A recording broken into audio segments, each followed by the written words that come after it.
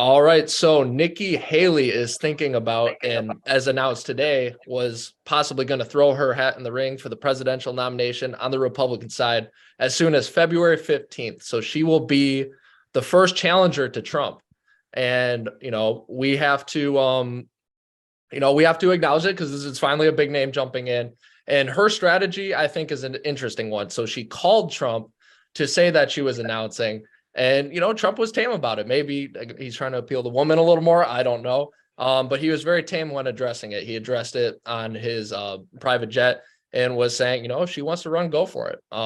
And I think she's doing the correct strategy if she wants any chance of winning. And obviously right now it's Trump versus DeSantis. So it's going to be very slim odds. She's going to have to really show out. But because I was going to have a guest on, and unfortunately he could not make it today because of the stomach flu. We hope to have him on another time. And I really wanted to press him on Nikki Haley's flip-flops a little bit because she has flip-flopped on some stuff.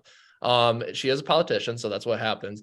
But she's flip-flopped mostly on her loyalty to Trump, because as soon as 2021, as Trump even mentioned, that she would ultimately support him, and it seems like that's not going to happen.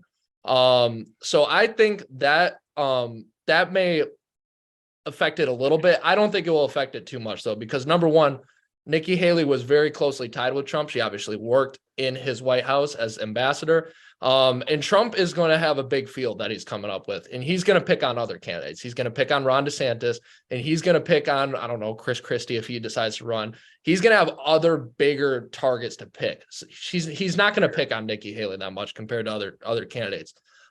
So with that, it seems like she's going to run on a platform that's saying, listen, I want your conservative votes. I do want you guys, but we need someone who can win a general election. Because, and she mentioned this in an interview with Sean Hannity on Fox News. She mentioned that she wants to win the popular vote even, which I do think is possible for a Republican. A lot of people don't, including my buddy Thomas. I think it is possible for the right candidate to win the popular vote. And it seems like that's her goal. She wants to win the general election more than just focusing on the base. And that may work.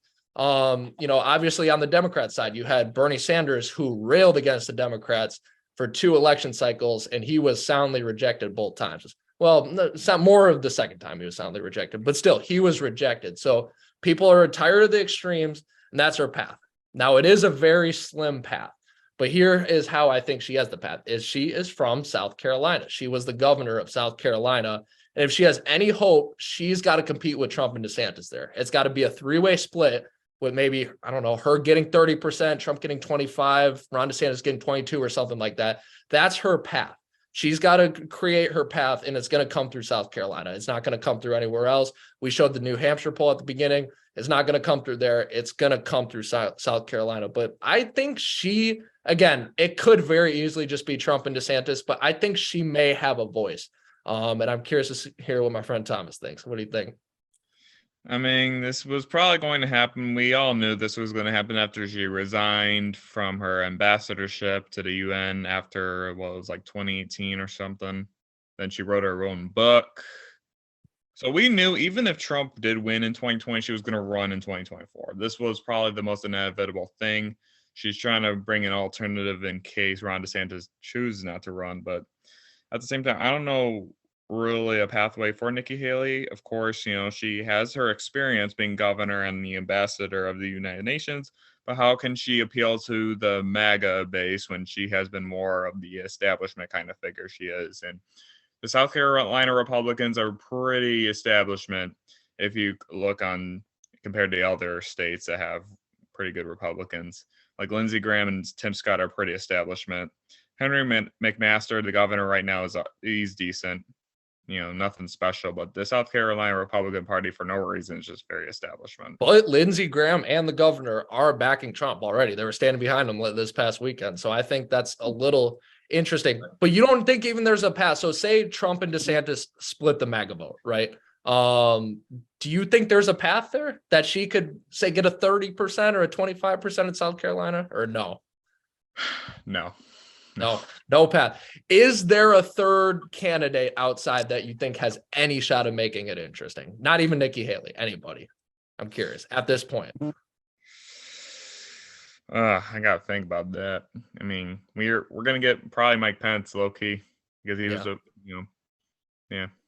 That's going to be the thing. If evangelicals shift towards Pence, again, I'm not saying he's going to win. He has a very steep hill too, because he talks like he's already got in the bag, and he's got to get out there because Trump is going to punch him, and I don't think he's going to do anything about it. And I mean, But all Pensacola is that he couldn't do anything about the January 6th because Trump was saying, oh, he could reject the electoral votes, which he couldn't actually do. So he was leading his supporters saying that Mike Pence could do something about it, and Mike Pence really couldn't, and that's why people got so mad at him, because a lot of people don't actually know how all that certifying the elections work. That was more for Congress to reject it. That was more on the Congress side, not the vice president, who was just in charge of it. He's like the figure. That was a crazy tough position. The one thing I do like about Nikki Haley probably getting in this race is I think she will be a good debater if they do get I think Pence will be a coward in the debates. I think even Ron DeSantis has an up. Pence is a great debater. He destroyed Tim Kaine in 2016, and he was pretty good against 2020 Kamala Harris, because Kamala Harris. I thought that was a good debate, but when you're facing Trump, it's a whole different animal, and Trump is going to punch him. Trump's going to attack him, but Mike Pence has learned to not engage in it. He's always like, when Kamala Harris was attacking him, he was calm about it. Along with Tim Kaine, who was trying to attack him, he was calm about it. But he's got to appeal to the base somehow. The evangelicals aren't going to pull him all the way, so he's got to appeal the base. I'm just saying he's got to do something. Like if he ignores him, he's going to finish at 10%, and that's going to be it. Or maybe 5. Pulling up better, but he's ignoring Trump. That's what I'm saying. I'm not saying Pence is not a terrible debater, but when you're facing Trump, it's a whole different animal. That's all I'm trying to say. But I think, anyways, to my point though, I think Nikki Haley will be a strong debater, and I think Trump will be afraid to punch her. Because I think she has very reasonable answers. But again, you may be right that she may flush out, but it's interesting to see this race getting going. I'd say that. We got to get John Bolton in the debate stage. Yeah, right. He's going to be pulling at like 0.01%. I can't imagine anybody being like, man, I love John Bolton. Let's get him, another 70-year-old. Let's get him in there, But I'm going to say right now it's going to be Donald Trump, Nikki Haley, Larry Hogan. Those are going to be 3. Then Ron DeSantis. I will say Ron DeSantis has a 70% chance of running. Of course, who knows if he might want to stay governor. I don't know I think Chris Sununu is going to announce he's going to run, then he's going to drop out at some point to run re-election for governor. I think people want a different voice. I like Sununu. Hogan have not run. Cruz, and I like Ted Cruz, but he's already ran. Chris Christie's already run. People want different voices, and I do like that too, seeing different people join in. The majority of the Americans want a new president, but they don't want any of these old geezers like Trump or Biden again. Or Bolton. If it's a rematch, it's probably going to be Biden again, just mainly because Donald Trump his credibility was shot after January 6th. I mean, I don't think many people care about the documents anymore after what they found with Joe Biden. Just saying, like, they're just showing that maybe even Clinton has them.